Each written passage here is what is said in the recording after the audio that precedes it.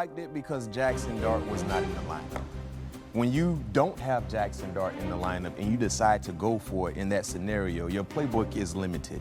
With Jackson Dart, the entire playbook is open in terms of the RPO game, his ability to improvise on the fly with his athleticism. Heck, we saw him doing that, 3 quarters before he exited with that concussion. So when you have Russell Wilson, who's a bit cold, if I'm a defender and you go for it, I know he's not running the football. I know he don't want to run the football. So now we limit what we could see. I like taking the points, but this has just been the consistent trend with the Giants, the inability to finish ball games. And like I said earlier, a bad team will find a way to lose a ball game. The Giants have they've shown a multitude of ways to lose ball games. Remember a few weeks ago when they allowed the Denver Broncos to score 30 points in the fourth quarter? Now, we just jumped on the Jacksonville Jaguars, but that needs a case that needs to be done on that, how you allow 30-plus points in the fourth quarter. They're a bad team. They showed it. And for Chicago, even though it was a bit dicey, you could not afford to lose this ball game. Melvin, you know what I mean? And they found a way to win. The Giants have been outscored 115-68 in the fourth quarter this season. So you think that's players or you think that's coaching? Ooh. What do you think? That got to be coaching. Ain't no seat hotter than the one he in. Look, for everything that you just said, B-Mac, that's the reason why the Giants have to go for it on 4th and 1. Because they go out there and then they kick. There were too many men on the field for the Bears. And Brian Daboll still declined it and said, no, we just want to take the points right there. Because of the 30-point blown lead to the Denver Broncos, because of what this season is, because of what you just said, Melvin, that there is no seat that is warmer, no one's going to fault you, Brian Daboll, and the New York Giants for going for it from 3 feet away to put this game away effectively. No one is going to fault. If Russell Wilson, the 10-time Pro Bowler, can't get over the line on a tush push. Oh. No. Because I do understand what you're saying. He doesn't have the wheels. I'm not talking about some dang naked bootleg or something. I'm talking about getting 1 yard to win the football game. That's it. Just 1 yard to win the football. You can't be closer.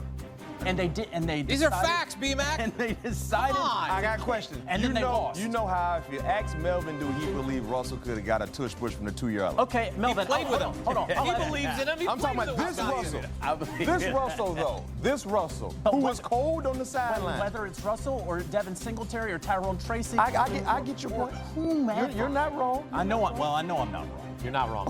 You're not wrong. He's not wrong. I mean, come on, Melvin. You got to get in. I mean, you got to go for it. I mean, you can never be wrong for taking the points, but, I mean, you fighting for a lot here. Yeah. So, you know, the Giants fans wouldn't have been mad if. I mean, the Giants fans should be used to this, though. I mean, this has been their story. I'll tell you this. This may be the story moving forward with the Giants because of Jackson Dart and the way that he's been playing. He's been putting himself in harm's way the way that he plays. He got concussed today, and I'm not trying to put injury and put blame on him, but he has been putting his body out there more than he needs to be considering his size. He plays like he's a lot bigger than he really is, and these dudes who were hitting you are a lot bigger than they were last year when you were in college. And they need him to do that because they lack so much offensively where he has to be 2 players in 1. Yeah. One of the best quarterback and, of course, the best runner. They need that because they lack talent on the offensive side. What's this win mean and what does it say about Caleb Williams and the Bears to rally back? Caleb Williams can play football. I think he's one of the more criticized quarterbacks in the National Football League, but the criticism is not all deserving. Yeah. It's more so about where he was drafted and the expectations that followed him. But today, almost 300 yards of total offense, and when they needed a major play, Melvin, he delivered. He was aggressive. Yes. He was aggressive. Man, the kid can play football. He just gets a lot of criticism that I don't think is warranted. But when you look at them, winning this ball game now, they're 6-3 in a very, very competitive division. They have a legit shot to get into the playoffs. And if you look at the maturation process with him and Ben Johnson, I like what they stand. I just need to see more from the defense. The defense definitely kind of let me down a little bit today, but Caleb delivered the goods when he needed to. You know what I really like about this Bears team is that they have won every way possible. Yeah. Right? So they beat the Raiders 25-24. They go into the bye. They have the Commanders. We know how their season went off the rails last year against the Commanders.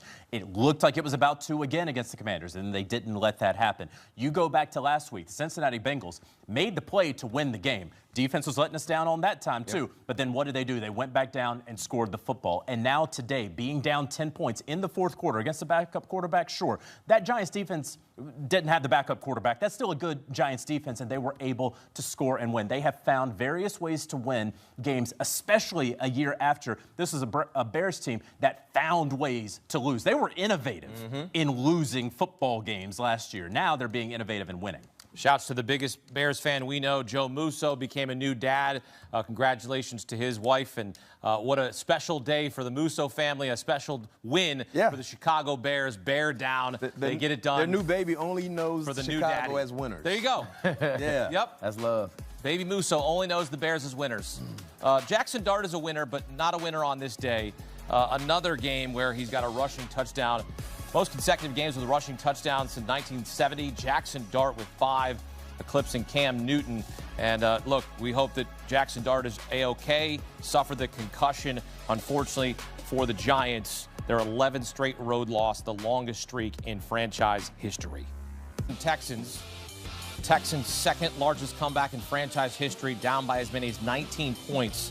They outscored Jacksonville 26-0 in the fourth quarter. All right, so Davis Mills is now 6-19-1 in his career as a starting quarterback, including 3-1 as a starter against the Jaguars.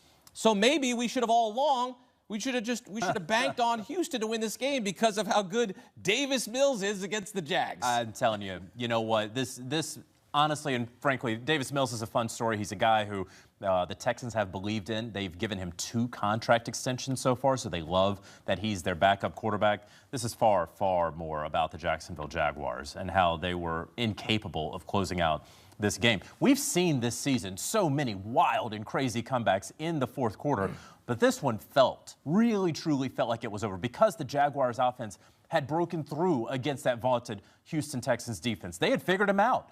And then you start seeing these 3 and outs, and you say, all right, well, Trevor Lawrence, he'll at least extend these drives a little bit, and he doesn't. And every single time, really, outside of that one Chargers playoff game, which was, of course, the Chargers more than it was the Jaguars, that we've wanted Trevor Lawrence to kind of make that play, to extend that play, to really help out the Jags. We have not truly seen it. Very, very bad loss for Jacksonville. Jacksonville was 4 for 11 on third down. I mean, this is inexcusable when you allow a team to score 26 points in the fourth quarter. I mean, if you're a defense, B-Mac, I mean, you are despondent. Yeah, let's keep it real now, right? It's time to say the quiet part out loud.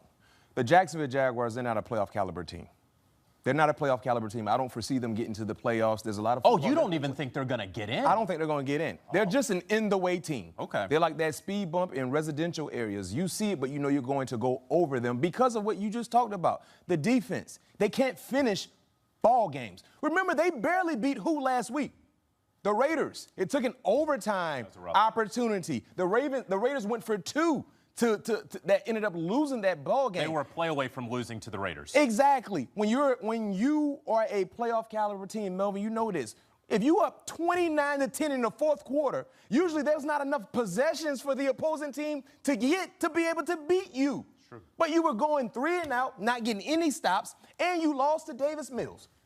One thing to lose to CJ Stroud. He's 3-1 against them. No knock on Davis Mills. Well, he's a serviceable quarterback. You can't say no disrespect. No. But if you're the Jacksonville Jaguars fan base and you're telling me we lost, he had a 19-point lead and we lost to CJ Stroud, that might be a little more easier to digest. But then when you say it was Davis Mills who outplayed your franchise quarterback, and that's the last thing I'll say about Jacksonville and why I don't believe they're a playoff caliber team. What is going on with Trevor Lawrence? The case study needs to be done about Trevor Lawrence and his ability to excel under Lem Cohen. What did Lem Cohen do with Baker Mayfield last year?